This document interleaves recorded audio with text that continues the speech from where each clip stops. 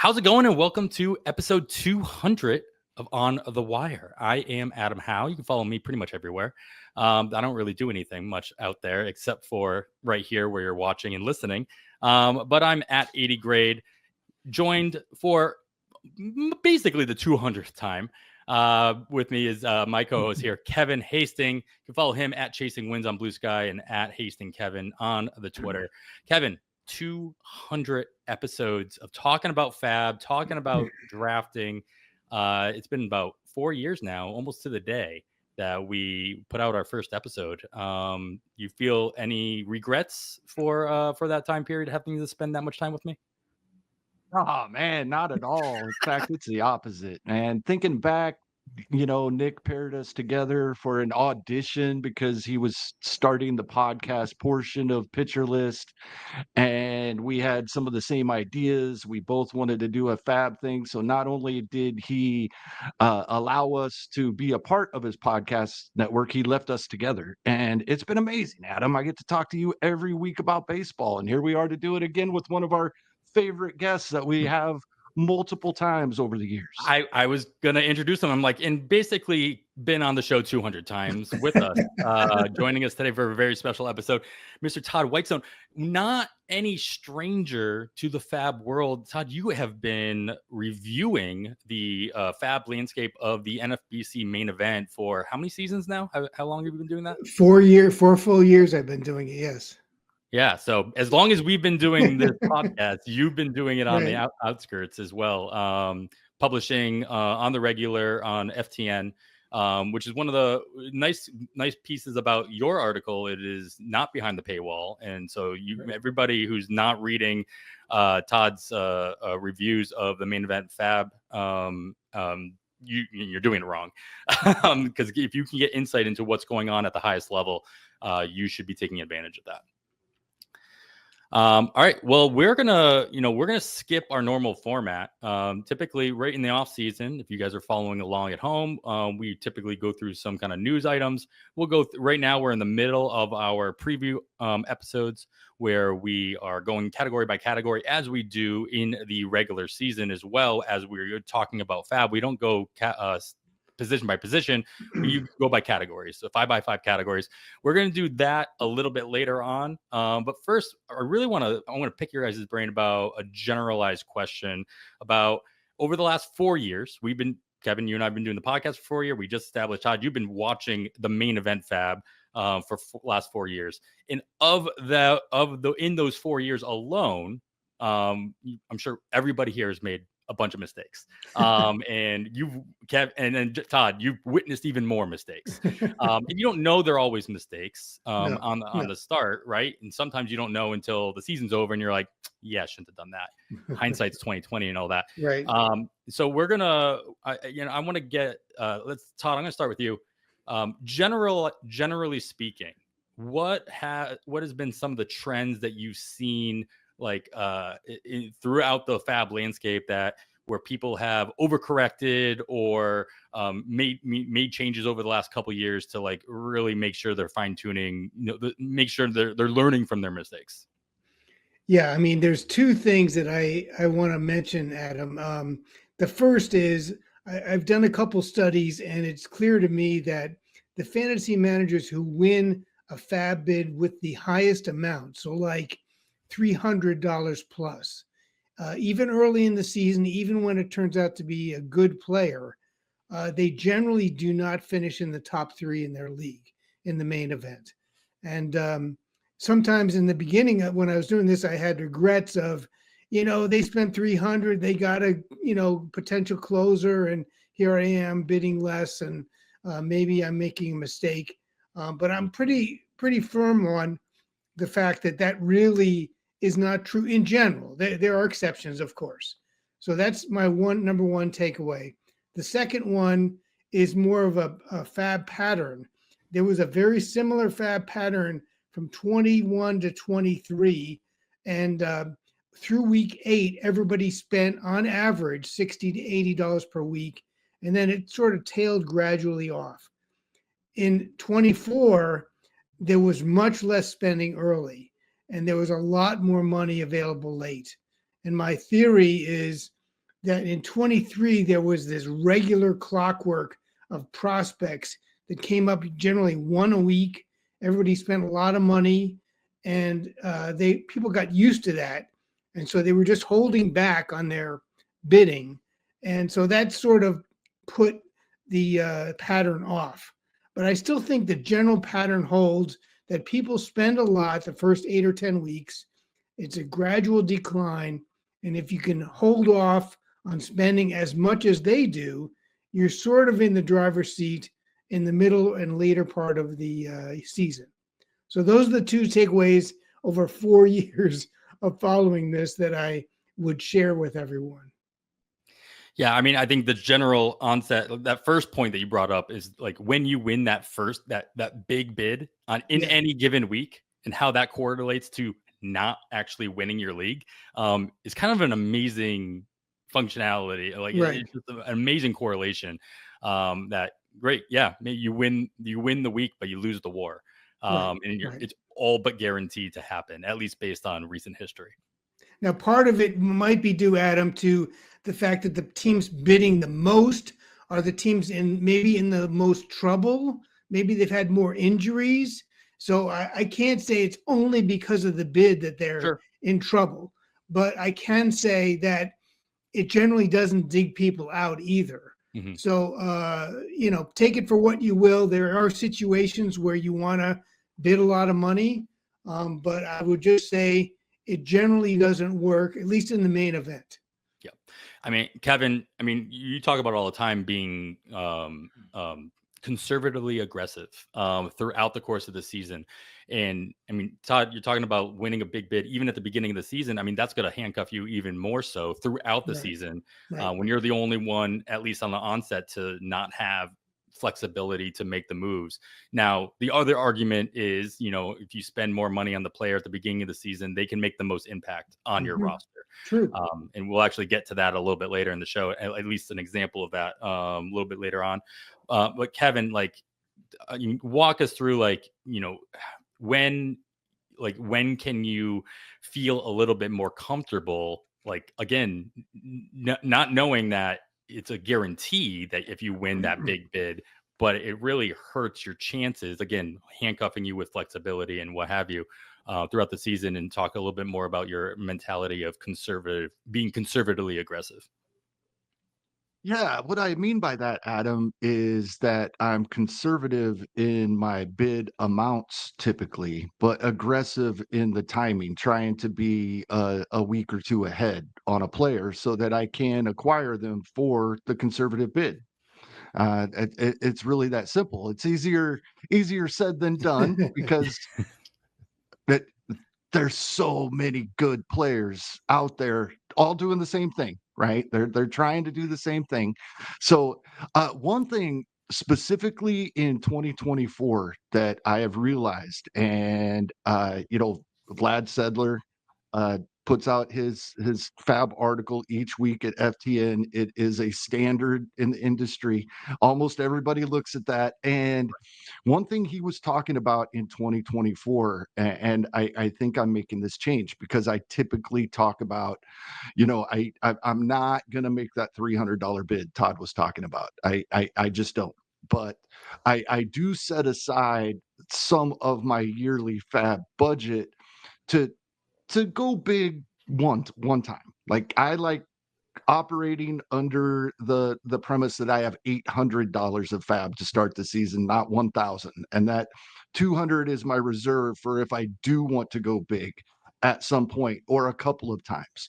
Well, Adam, we've talked many times over the years, especially when we're talking our relievers that we like for ratios. We talk about having these long waterfalls, right? And one thing Vlad was bringing up throughout the 2024 season in his articles was he thinks he's made a mistake in previous years in bidding too much on the guys on the top of those lists, right? If you have a long list of guys that you'd be okay with putting in your lineup that week, or for whatever reason you want them on your roster, you'd be okay with the guy at the bottom of the list.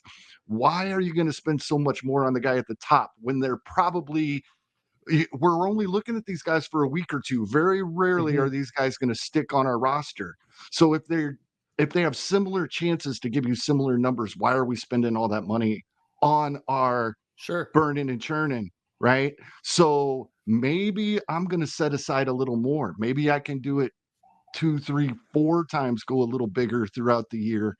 And because my weekly allotment, I think I'm going to bring down the amount of the top bids on my list. And that's something I've heard a couple of others talking about this off season, but I really started hearing it from Vlad during 2024 season, and it makes a lot of sense to me. Yeah, I mean, it's like going to the grocery store and going down the cereal aisle. All the cereal at the top, costs more. And all the cereal that has no actual brand names are on the bottom, and they're cheap. But is there much of a difference between the one at the top shelf and the one at the bottom shelf? And you've got a budget on your waterfall bids. It's like, like stats are all worth your fab dollars, and that's what you're bidding on. You're not bidding on players, you're bidding on the results and what you expect the results to be. So if you look at the person at the top of your list and you expect them to put out XYZ, and the person at the bottom of the list, you don't expect that to be much different than XYZ, why are you spending $20 more on the top than the bottom? Exactly. When you'd be perfectly happy with the one. You're going to get somebody as long as your list is long enough. Yep. Yeah, I think $7, $8, maybe $10 is going to be the amount at the top of my lists now, rather than at the bottom of my lists. Right, it's going to be down to $1 or $2 at the bottom. Sure, there's going to be guys you would prefer, so you're going to go a little more. You'd rather have them, but to be bidding $25, $30 on a player, which is what I've budgeted for. I typically I say for most of the season, I'm budgeted about $40 a week. So I typically will have somebody I'm bidding $20, $25 on, and I'm realizing that's probably a mistake. I don't need to do that. And then I can go bigger on a couple of other players throughout the season if I deem that is advantageous to my team. In any given week, it's supply and demand. If there are a bunch of second basemen, you need speed, and there's a bunch of guys that can provide it, and you have flexibility in your roster. I mean, there's a lot of supply, little demand. You can scrimp and save, but there's gonna be plenty of weeks where you need a very specific thing, and there's nobody available. So yeah, and that means you're not the only one looking for that thing. You're gonna have to spend up in those particular weeks. Just don't bother spending it up in the weeks that you don't have to. Great. Well, we're talking about mistakes that and trends that have happened over the years. We're going to play a new game I literally made up like 3 days ago. And you guys are aware of the game. I'm calling it Fib or Fab. It's my take on like 2 truths and a lie, except it's going to be 1 truth and a lie, or 1 truth and 2 lies. So you guys both gave me a list of mistakes that you've either witnessed or participated in the last couple years. Might have just been last year, might have been from a couple years ago as well. So what I'm going to do is I'm going to read off each one of them for the other. I'm going to have you guys guess which one is the true thing, and then just get your take on what you might have learned from each one of them as well. So I'm gonna start off with Todd's. So these are the one of these, Todd, you said you actually committed. And the other 2 you just saw happen throughout in the main event. They happened in the main event. I believe all of these actually you gave me happened last year. Right. So I'm gonna read them off real quick for you, Kevin. I'm gonna have you guess which one you think Todd actually did. I did not share this with you guys. You do not know which one each other chose. So in week 16, we saw Yariel Rodriguez be, kind of a hot pickup throughout the fantasy baseball world. And Todd possibly went ahead and picked him up as well, dropping Zach Littell instead, who had been very solid, if not boring, throughout the season. But the hot new toy was available, and wanted to change things up a little bit. So that was one option. The other option was that Colton Cowser, who was on a lot of radars to start the season, was drafted, but then did not play, did not produce. Decided to cut bait and pick up the likes of Josh Rojas early on in the season. As soon as that happened, of course, Colton Cowser went off for somebody else. And it's just a quick trigger finger early on in the season that can happen to anybody. The last one here, last choice you got, Kevin, is another hot new toy on the market. Christian Scott came up for the Mets last year, right about week 7. And we saw that bid go, fairly high, definitely triple digits in most scenarios. In this scenario, Todd bid $180, picked him up, and then of course we knew what happened throughout the course of the season, and he will be out for the foreseeable future as well with surgery. So with those scenarios in mind, Kevin, which one do you think Todd actually did last year in the main event? One that makes the most sense to me for Todd would be dropping Colton Cowser early. I could see him making that aggressive drop. I don't see him typically. I mean, it's possible. Like I said, even I save money so that I can once or twice, but $180 bid on a up and coming pitcher, I don't think is Todd's style typically. And similarly with the first option. So my guess would be that Todd drafted Colton Cowser when he wasn't getting the playing time early, pulled the trigger and let him go, and was disappointed that he did. Yeah, and this is the time that I wish I had come up with this game like more than just 3 days ago, and I would have like made some kind of graphic that like had a door opening up to see which one actually was true. Instead, for those listening at home after the fact, that wouldn't have done you any good anyway. So Todd, I'm going to let you, let Kevin know if he picked correctly, and then the other ones, you obviously observed these other mistakes happening. So any other insight that you might have on them, Sure. so people can learn their lessons for the future would be appreciated as well. Right. Well, Kevin is right. That was my drop, Colton Cowser. Wasn't too proud of that one because, he did in the first, I looked it up just to see, but in the first 9 games that Baltimore played, he got 11 at-bats. Mm-hmm. And then it was like, what is going on? I mean, I didn't understand what the Orioles are doing. In fact, I would say even in this offseason, I don't know what the Orioles are doing. But anyway, beyond that, Cowser, he was not playing. They were just like, they were playing righties, lefties. It didn't matter. He was just on the bench. So I said, okay, this was a mistake, obvious mistake.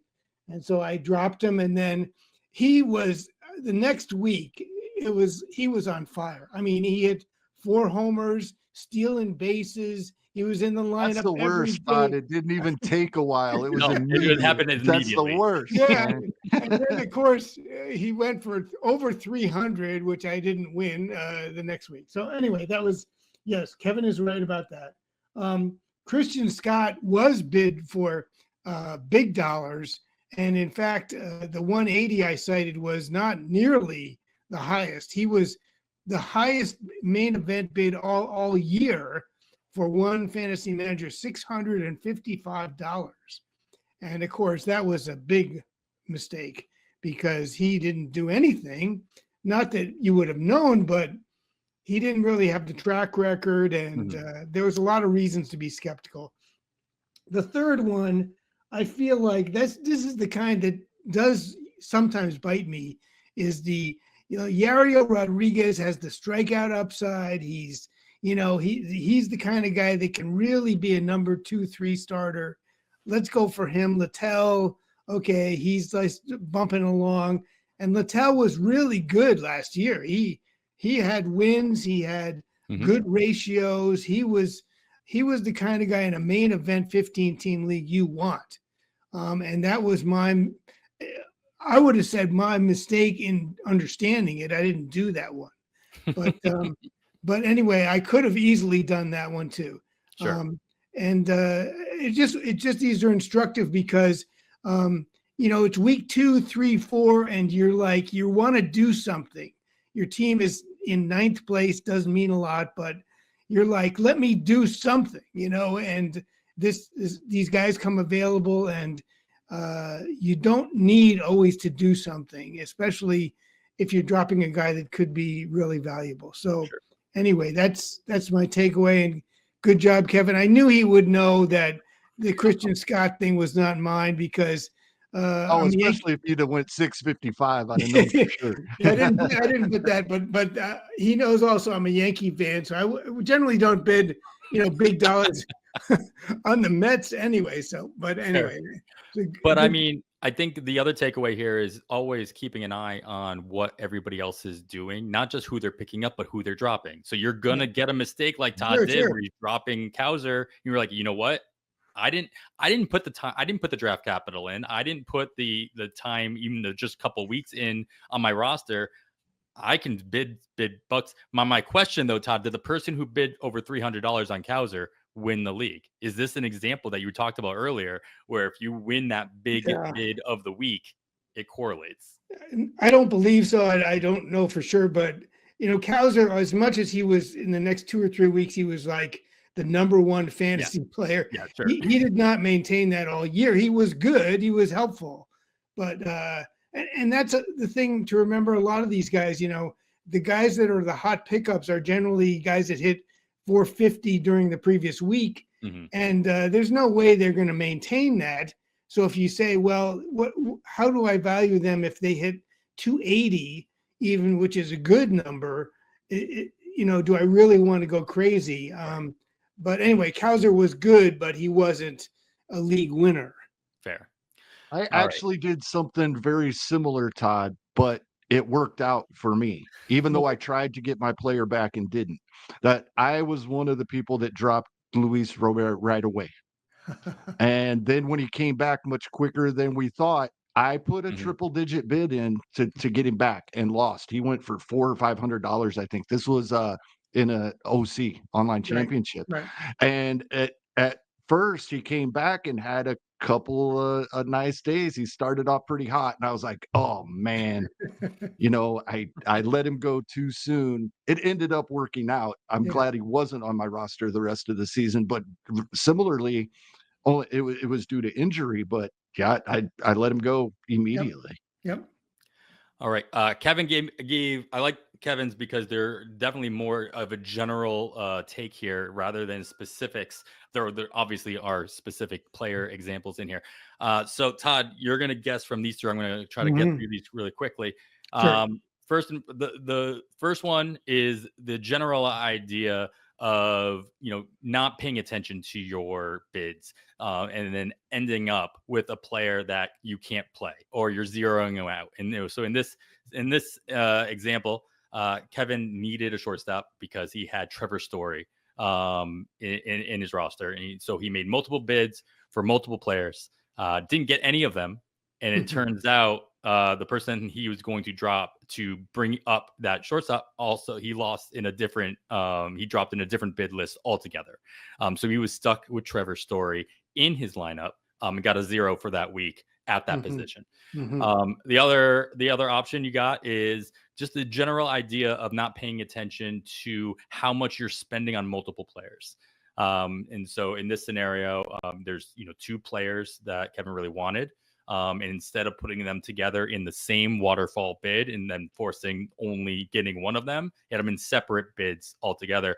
This was an example with James Wood and Hasting Kierstad last year coming up or being available right around the same time.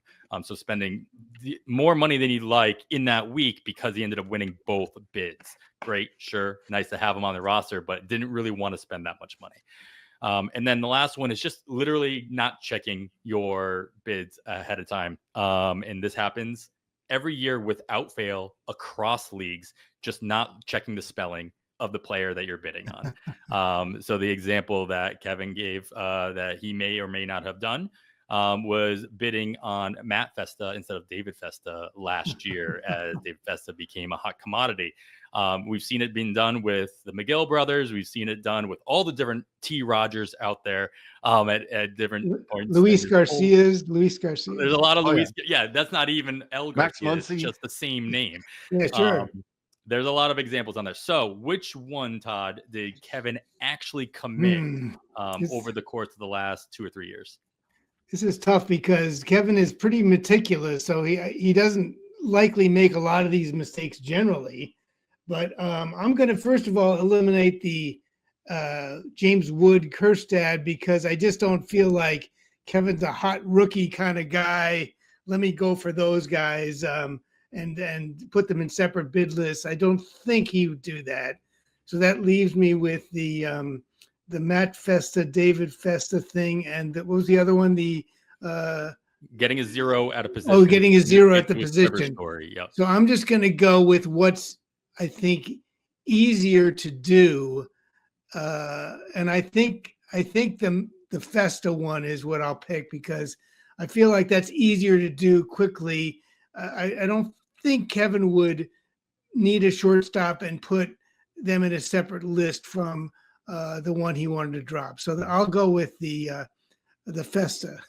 Well, I can say I have definitely done the misspelling one myself a couple years ago, picking up the wrong McGill brother at the time. I mean, if it was maybe a dynasty league or a keeper league, maybe it would have made more sense over time, getting Tyler instead of Trevor. But Kevin, I'll let you open the secret door and let Todd know how we did. So the cool thing is, other than the specific player names, I've actually done at least something similar to all three of these things, and I think many of us have. And you're meticulous. Right. That's it. When you're doing multiple leagues, and if you get in a hurry because you're behind, any of these things can happen, right? Sure. But the Festas was not me. Okay. And I don't think he would mind letting you know. I know it was more than one person, but the person that I thought of right away, because he's talked about it on his own show and made fun of himself, is Ryan Bloomfield. That's where I got that one. Okay. He did acquire Matt Festa when he was thought he was bidding on David Festa. Sure. And so the one that I believe I did do with the specific players was the first one you kicked out there, Todd. I was trying to acquire more than one player. Right. But what I should have done in my second bid, was not just eliminate the top player, but eliminate the top two. So I was getting to lower dollar amounts, right? Yeah. That's what I should have done. So I did acquire two players affordably, which is why I was surprised it happened, right? I didn't think I was probably going to end up with either player. But for some reason, the bids were lower than I expected, and I did acquire both James Wood and Hasting Kierstad in the same week, and I would have only spent the money on one. Sure. That was a mistake I made. The other mistake I have made, the Trevor Story example, it wasn't Trevor Story, and it was longer ago than that. It was 4 or 5 years ago, but I did something similar, and my mistake was that I didn't pay close enough attention, and I had the same player to drop in two of my different bid lists. Yes. And the one that was not getting me the shorts, because one of my bid lists was nothing but shortstops. I had to have one. It was 15 shortstops. I was getting a shortstop, but I used the same player to drop in a different bid that had priority over that one, because the top guy was for more money than the top guy on that list. So that player was already dropped. So I didn't acquire any of the shortstops, even though I don't even think any of them were picked up. I could have got the top one if I'd have done it right. And that was something that I haven't done it since, but it's something that if you're not paying attention, it's easy to do, I think so. Excellent. Okay. Well, lessons learned. I'm sure we'll make new mistakes, and we'll learn all those lessons all over again.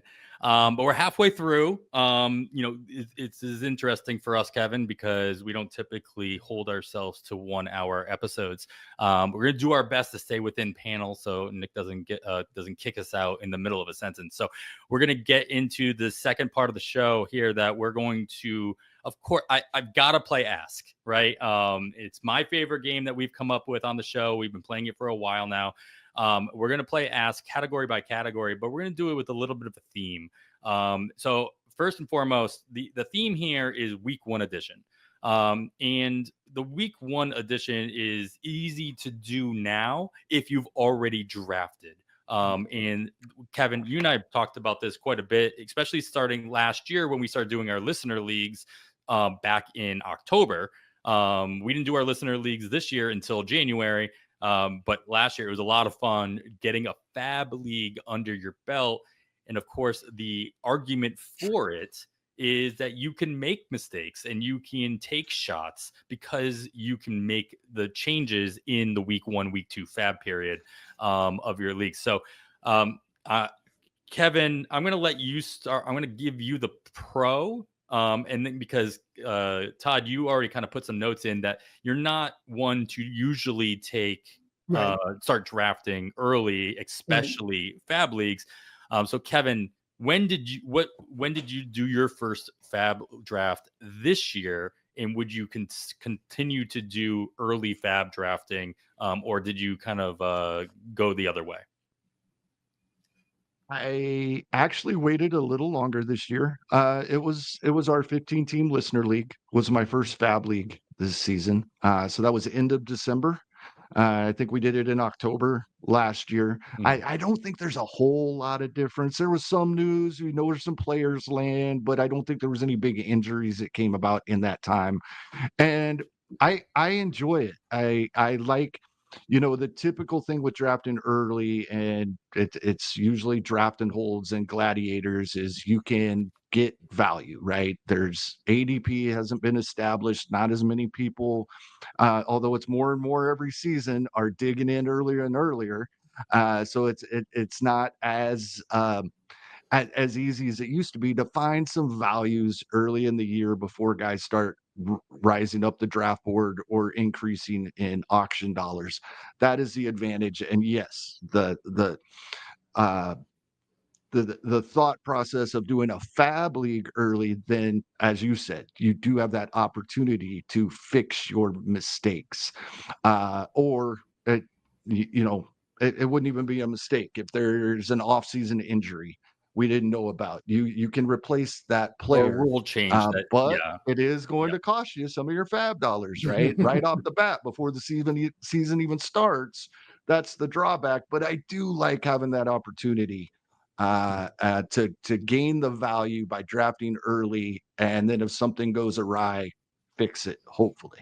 Todd, do you feel any differently, or what's your thoughts on drafting? I Not mean, just drafting early, but drafting a fab league specifically early. yeah, I would do it. It's just that I'm not prepared to do it that early. I like to take a little bit of a break, and so I'm not into it in December or January, usually early. But I like the idea, and honestly, leagues that I've drafted in late February, early March, there's a fab period before the season, and even there, you think, well, not much has changed, but there's a lot that's changed usually. So there's bidding going on even there. Yeah. All right. Well, we noticed that the NFBC Online Championships, which are these 12-team fab leagues happening on NFBC, they got started in December this year with 3 drafts completed before the calendar flipped to 2025. So I went ahead and looked at the results from the first draft. And put together, a list of players that are going to be available in that league come the first fab period of the season, and a lot of them have been drafted in drafts since. That'll just happen in general. But that is due to the fact that some of the players didn't have a role. They didn't really, they had different situations at the time of the draft that things come into light, and you're going to have the ability to spend your fab dollars on. So we're going to play Ask for those who have not played this game before. Ask stands for Avoid, Stream, Keep. So you're going to get a group of 3 players in each category. And I'm going to try to do this quick because there are 7 categories, guys, to go through. You need to pick one of them that you, in week 1 of fab, you would be avoiding. You would let everybody else bid on them. One of them that you would bid just enough to feel confident that you could stream that player. Maybe a keep an honest bid type of bid. But another one, the third one, you've got to actually bid in with the intention of keeping them throughout the rest of the season. I will give you the same wild card ball that Kevin, I gave you the last time we played this game. If there is a player I gave you guys a pool of players to choose from that you like more for the category, you can kick somebody out that I gave you and you can replace them with another player. So I'm going to start here in the power category, and I need to switch things up if Josh is around. No? Okay. I got this. I'm gonna utilize the where is it, Josh? Oh, there it is. All right, we're gonna do that one. Oh, thank you. All right. So the first one, as I get my screen share up here in a second, is the power category. You're looking for home runs, you're looking for RBIs, and all of these guys are going to be available. Ryan McMahon, Colorado Rockies, Andrew Vaughn of the Chicago White Sox, and then, of course, Kevin, I'm starting with you first. Josh Bell is the option here that will be available in this league. So I ask you the question, who are you avoiding, streaming, and keeping of this threesome? Okay, so I thought this was going to be an easy grouping for me until the Bat X came out this week, and I don't know if anybody's looked at Andrew Vaughn's Bat X projections, but goodness. And I like the Bat X. I talk all the time about not cherry picking the the guys each projection system is high on, right? But at the same time, it is something to take notice of and dig in. So I am based on the Bat X projections. I'm going to avoid Ryan McMahon for the purpose of this exercise. I don't think I will outright avoid him, but we talk all the time. Colorado Rockies, especially those that they have on the roster right now, they don't have any superstars. None of these guys are good away from Coors Field. It's just adding another layer of maintenance to our teams, knowing that if you are rostering Ryan McMahon, I'm not playing him when the Rockies are on the road. Mm-hmm. So if I can avoid that extra maintenance, I will, unless I think it's going to improve my team. But I think with these guys being fairly similar, I can avoid Ryan McMahon here. Everybody that has listened to the show at all this offseason knows how I feel about Josh Bell just being very steady, and he has to be my keep here. I'd be kicked off the show if I wasn't keeping Josh Bell. I think he's a 20 home run, 250 batting average that you can write down in ink. I think that's who he is. I think he will be in the lineup nearly every day for the Nationals, and that makes my stream Andrew Vaughn, who I might not have went this direction, but due to these Bat X projections, and the others aren't bad. I mean, he's across the board projected for 19 or more home runs, so we're at that 20 home run, and that's the Bat. The Bat X has him at 26 home runs, right? 256 batting average. Every projection system has him in the 250s, right?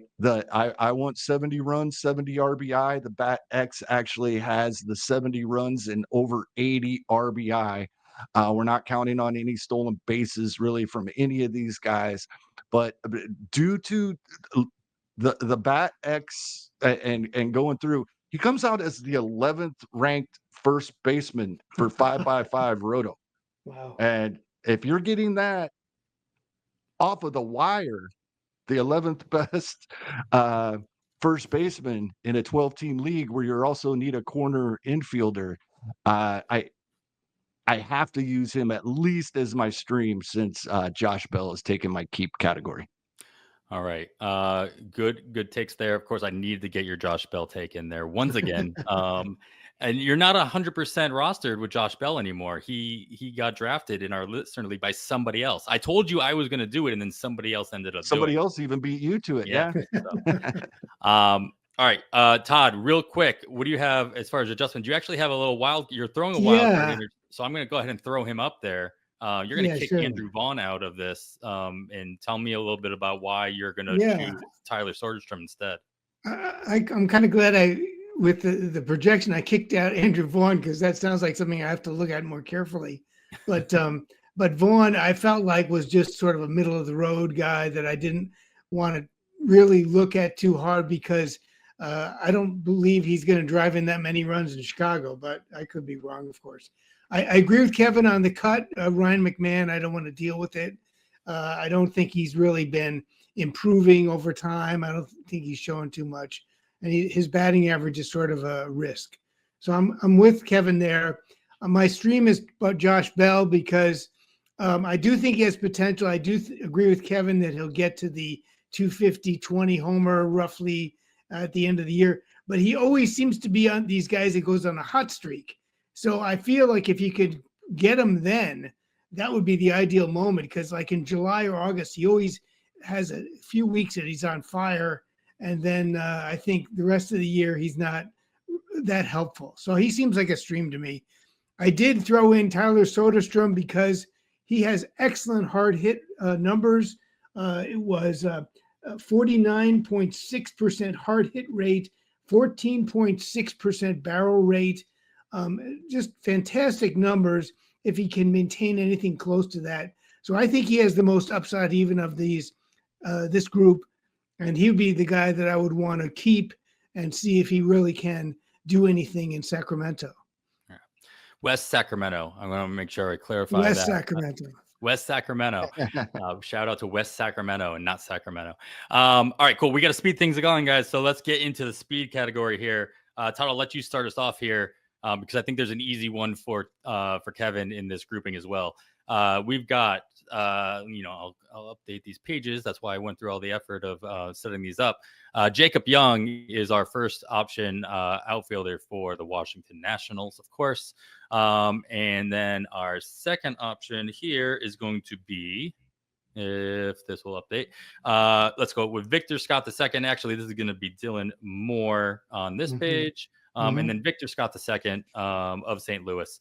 Dylan Moore could have gone into the opportunity section just because I only picked players that were multi-position eligible for there. But he really has one calling card here, and that is going to be speed. Yeah, Todd, talk to me about your choices. Who are you avoiding? Who are you streaming? And who are you keeping of this threesome?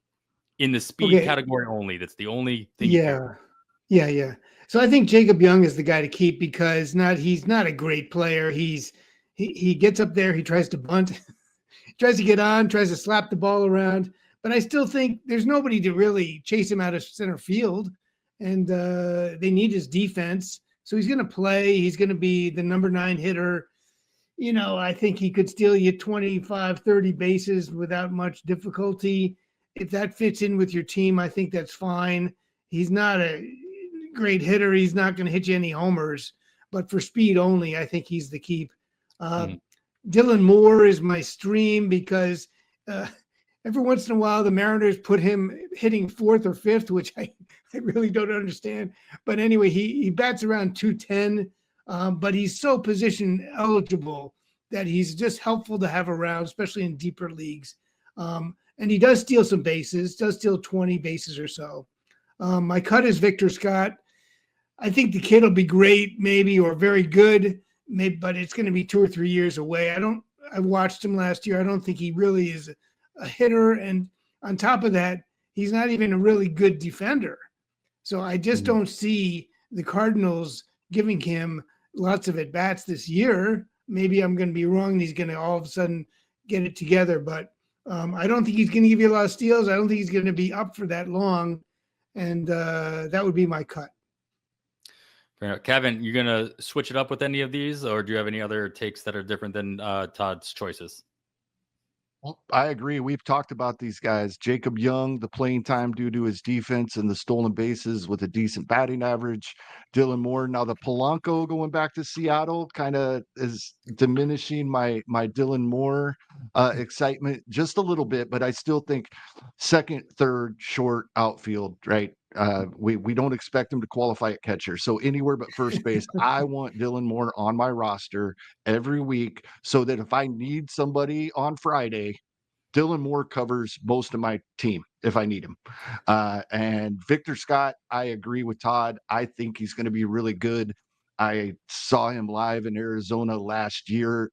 He looked like a good player to me, but I agree we might not see it yet. And even if we do, the batting average isn't going to be there for a while. He's got a lot of work to do. So I agree with Todd completely on this grouping. All right, we're going to move into our opportunity section. Usually in season, opportunity means batting average and plate appearances. In this scenario, I just chose players that were multi-position eligible, so they can really give your teams an opportunity to fill in spots. First choice here, Jake Cronenworth, still available at first base and second base, so your middle infield and corner infield as well, along with Luke Raley, available at first base and outfield. For the Seattle Mariners on your fantasy teams. And then Isaiah Connor Falefa, who is still eligible at second base, third base, and shortstop going into the season for the Pittsburgh Pirates. Kevin, start us off here. I mean, we talked about all these players, definitely IKF quite a bit in the last couple of weeks, but which one of these, if they were available in your 12-teamer, would you be avoiding, streaming, and keeping? Yeah, I'm gonna let's start with stream. I'm gonna stream Luke Raley because he's a big side platoon guy. So that's what I'm gonna do with him on my team is I'm gonna stream him. And I like Luke Raley a lot. We've talked about him, and you get power and speed. The batting average leaves something to be desired. However, limited at bats due to being a platoon player, that helps us out a little bit. And we're not going to have him in our lineup, or at least I'm not going to have him in my lineup every scoring period. We're really going to dive into that big side platoon and get him in our lineup when there's no more than one lefty, and hopefully none for that scoring period when we have him in there. Cronenworth and IKF, this is surprisingly close to me. I would think that my keep should probably be Jake Cronenworth just immediately, but the closer we get to the season without the Pirates making another ad, IKF looks like their everyday leadoff hitter. So that's tough to cut that, but I am going to because it's IKF and because it's the Pirates. Sure, we should get some runs, decent batting average, maybe a few stolen bases. We should get even some moderate power, but the RBI won't be there, and that's really going to kill you. Have it a leadoff hitter on a bad team, if they're not really giving you a ton of runs and stolen bases, the RBI total is going to hurt your team. So he will be my cut, and Cronenworth my keep. Not as much of a snap call as I would feel like it should be, but he's going to be in the middle of that Padres lineup that we think is going to be good. And other than only giving us a handful of stolen bases, he can help us in the other four categories. Todd, kick it over to you for any differences of opinions on your choices here. Yeah, I agree with Kevin. The only difference is I would keep Raley. I just feel like he's the only one that can give you homers and steals, and I think you can slot him. I know he does sometimes not play against lefties, but I think he can hit lefties to some extent. So, and the Mariners they need anybody that can have an offense. So, anyway, I would keep Raley. Cronenworth I like the idea of Jake Cronenworth more than the actual Jake Cronenworth. He just seems to be regressing, and he doesn't really steal bases. And, I don't know. I like the second base eligibility, but I would stream him if I could in that Padres lineup. That'd be fine. IKF, I just don't see. He could bat ninth in Pittsburgh. That would be like the worst spot on the worst team. So anyway, he could bat very nice average, but no homers, a few steals. I just don't see the attraction really. I know he qualifies, but. Yep. Fair enough. All right. Well, it wouldn't be a pitcherless podcast if we didn't talk about some pitchers, at least at some point. So let's jump right into the starters here, going into the wins and strikeouts. So our pitching volume stats. We're going to talk about what seems to be the darling of fantasy drafting world right now. Sean Burke, starter for the Chicago White Sox, just going in drafts pretty steadily, moving up draft boards as the season moves on. Compared to that, we have Lucas Giolito as an option here, returning to the starting rotation, this time with the Boston Red Sox after taking the season off. So you'll see on his player card here, it's showing you 2023 season stats. And then Charlie Morton, of course, we can't not talk about Charlie Morton, Kevin. It seems too obvious. He always comes up in these ass situations. But Todd, I'll let you lead us off here. Between Charlie Morton, Lucas Giolito, and Sean Burke, if they're all available to you in a 12-team fab situation in week 1, and you need wins and strikeouts at least to start, who are you avoiding, who are you streaming, and who are you planning to keep for the foreseeable future? Okay, well, I would argue none of these guys is going to win the Cy Young Award, but Shocking. I know, but Sean Burke, he has the upside. I'd keep him. I think he could possibly be good. I'm not going to guarantee anything, but he really looked good at the end of the year. It seems strange to have him as the keep when he's probably not going to get hardly any wins in Chicago, but I would go with him because I just feel like he has a good arsenal and he could help you over the course of the season. Giolito, if he's healthy, sure, I'd stream him. I don't think he's going to be healthy for long, is my opinion. I really wouldn't draft him, honestly. I just feel like he's had too many injuries. He might end up being in the bullpen if they can keep him healthy. So I wouldn't do that. And Charlie Morton, I mean, I know some people like him. I think maybe you guys like him, but I think he's becoming just a curveball guy. He can sort of fool him for a few innings, but I feel like his ERA is getting higher every year, and his WHIP is maybe going to be 1.4. That's kind of a killer. Well, anyway, that's the name of the game, though. That's the name of the game. We only, in this scenario, Todd, we only care about wins and strikeouts. We can ignore the ratios completely in this scenario. Okay. Ratios always matter. Todd knows that. Yeah, 1.4 WHIP. I mean, I don't care. I mean, even if he gets 14 wins, I'm not too happy. Well, if I'm going to give Kevin a hard time for playing the game right, I got to give you the hard time too. Kevin, I mean, any disagreements on that assessment? Well, I have the guys shuffled around, but I agree with everything Todd said. Other than we heard from the Red Sox that we would see Lucas Giolito close to the beginning of the season, if not opening day. And now Lucas Giolito is telling us that he's ready to go for spring training and that his off-season program is in line with where it would be if he hadn't had the injury he had in 2024. So I'm going with Lucas Giolito as my keep. I have the concerns Todd has, but he's the one that I would want in my lineup on opening day of these three guys. I'm going to continue to say Charlie Morton is a stream. I know that 1.4 WHIP is what we're trying to avoid, so I'm going to try to get him in there in the matchups when I'm hopefully. That I believe that there won't be as many hits and walks given up in that outing, because I think he's in a good situation there in Baltimore. And Sean Burke, I think the excitement is that, we just saw Garrett Crochet, how awesome he was, and now Sean Burke's going to do it. No, I don't believe that. No wins, which is a category we're looking at here. I don't know if he's going to get enough playing time to give us the Ks. You have to take the high ERA and WHIP at AAA with a grain of salt, but because the numbers at AAA were pretty offensive last year, is how I would put it.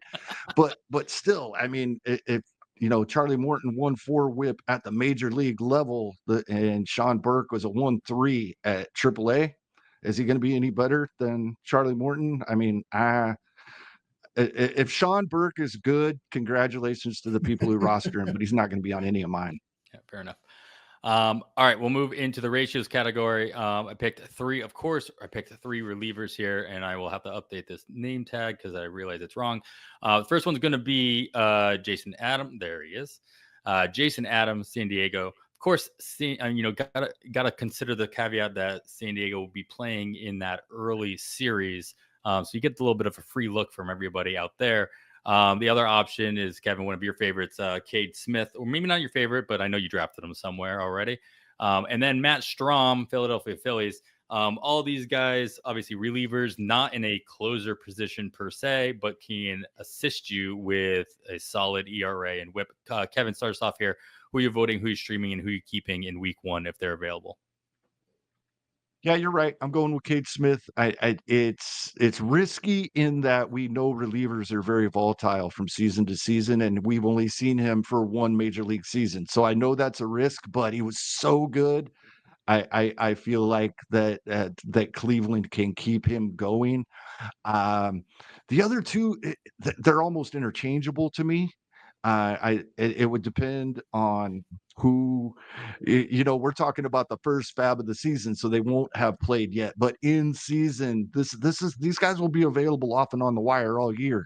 Mm-hmm. I'd be looking at who pitched on Saturday and Sunday, the matchups coming up in the week. For this exercise, I'll go ahead and go with Jason Adams as the stream, but it could be either guy, and I'm really not going to avoid any of these three. All three of these guys will be valuable throughout the season. Yeah, of course, it'll obviously matter what Jason Adams does in that free look, whether or not you actually want to bid and stream him for that in that first week. Todd, very quickly, anything to retort on these? No, I basically agree. I just had Adam as the keep just because I think and I'm cheating again, but I think he has a better path to saves. I think he's more likely to get them, and I think he's got almost as good numbers as Cade Smith. Mm-hmm. Cade Smith is a better strikeout guy. Strahm is fine, but I don't see the attraction as with the other two. So I would just leave it there. All right, we will go into saves. We'll actually be focusing on saves now. Ryan Presley, traded to the Chicago Cubs now, finds himself in a situation where he very well may regain closer status. Jorge Lopez, still pretty much last man standing in Washington, with Kyle Finnegan not on the roster anymore. And then I've only got one player card up here, but I'm really just mixing and matching either Chris Martin or John Gray, with the rumors that John Gray might be an option for the back end of the Texas bullpen. So basically, the Texas closer with Kirby Yates not returning to the Rangers, Jorge Lopez and Ryan Presley. Todd, you can take the lead on this one. Yeah, I just crossed out the Texas because I don't know what's going on there, but they're fine if they do get the job. Sure. I cut Presley because he looked bad to me, honestly. Last couple of years, he's getting worse. I think, he's got the job to start, but we all know if you start with a job and you really pitch poorly, that doesn't matter. They'll come up with somebody else, but I think his numbers are pretty bad. Lopez is fine as a stream if they don't re-sign Finnegan. That's fine, but he's not a great pitcher. But I think Washington really doesn't want to spend any money on the closer. I don't know why they do, but I threw in Luke Weaver from my Yankees as the keep because I feel like he's going to be valuable all year. He can get some saves even if Devin Williams is healthy. I don't think the Yankees are going to pitch Williams 4 days in a row. And he just changed his pitch mix beautifully last year. He has some really good results. I feel like Boone relies on him. So he's going to get wins even if he doesn't get saves. So that would be my keep out of this group. I just feel like he's the best option. All right, Kev, I'm going to jump right along and I'm going to kick over the wild card section to you. The wild card here is all middle infielders. And we're going to go with Hae-Sung Kim of the Los Angeles Dodgers. Surprise, surprise. And then your boy, Michael Massey, of the Kansas City Royals. And then Luis Angel Acuna of the New York Mets, with the possibility of fighting for not only some backup shortstop position, but also at third base. Kevin, you've got to stream, and you got to keep one of these guys. Which one's going to be? I'm going full blown homer here. Michael Massey is amazing and would not be available for us to talk about if it wasn't for his issues with his back in 2024. He was awesome when he was in the lineup, and it really sounds like they one, his back is healthy right now, and they have a good plan to manage that. Are we going to get 700 plate appearances from Michael Massey? No, but I think we'll get 550 to 600. And so he is my easy keep here. I'm going to stream Song Kim, and that's mainly because I need to wait and see what the Dodgers are going to do with him. I'm not big on Luis Angel Acuna. I mean, if his last name wasn't Acuna, I don't think we'd even be talking about him. He hits the ball into the ground and not hard.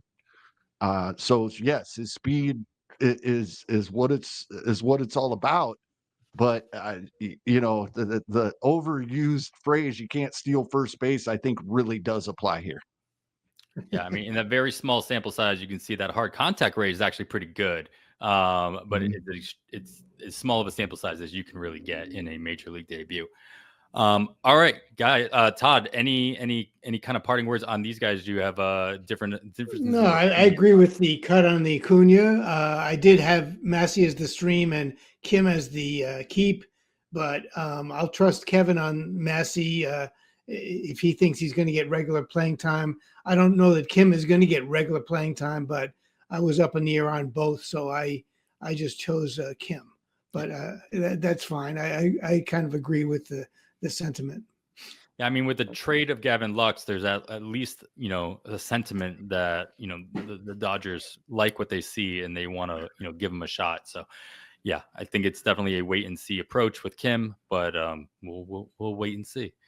All right. Well, we did go a little over here on our 2nd episode. It's kind of hard. I mean, we could have gone on easily for another hour with you guys. I really appreciate it.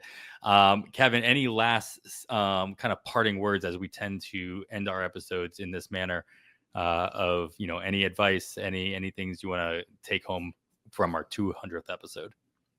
No, we're getting close. We're almost to our regular season episodes, and I'm excited for that. And for, like you brought up early in the show, my advice is anybody that isn't already reading Todd's article throughout the season should be in 2025. It is very helpful, and definitely check out what Todd has going on over at FTN. Thank you. Todd, thank you so much for joining us Sure. for this very special episode. And yeah, congratulations, guys, on your 200. That's wonderful. Most things don't last that long in life. Forget about baseball. So, what's funny is that the other person that gave us a shout out in the chat for congratulations on this episode was the same person that Kevin threw under the bus, Ryan Bluefield. So, Ryan, thank you so much for everything. All right, well, guys, that is going to do it for episode 200 of On the Wire. On behalf of Todd Whitestone, our guest, thank you very much, and Kevin Hasting, I am Adam Howe.